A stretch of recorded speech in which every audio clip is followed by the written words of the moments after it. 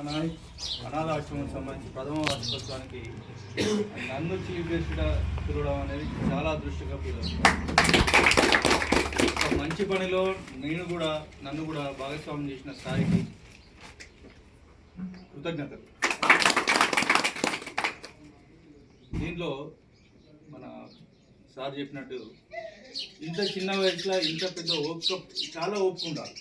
ఈ ట్రస్ట్ ఒక ఆశ్రమం నడిపించాలి అంటే ఎంతో ఓపిక ఉండాలి.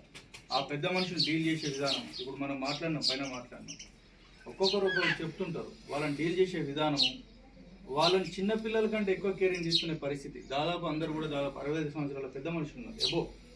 సో వాళ్ళని చిన్నపిల్లలా ట్రీట్ చేసే విధానము, దానికి ఎంతో ఓపిక ఉండాలి. ఈయన 30 years ఉన్నాయి. ఈయన ఇంత బరువు బాధ్యత మోస్తున్నా చాలా హ్యాపీ అనిపిస్తుంది. ఇక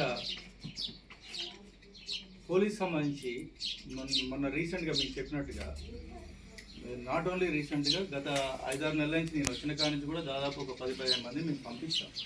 అంటే తెల్లారి మళ్ళీ వాళ్ళకి సంబంధించిన రిలేటివ్స్ వస్తారు.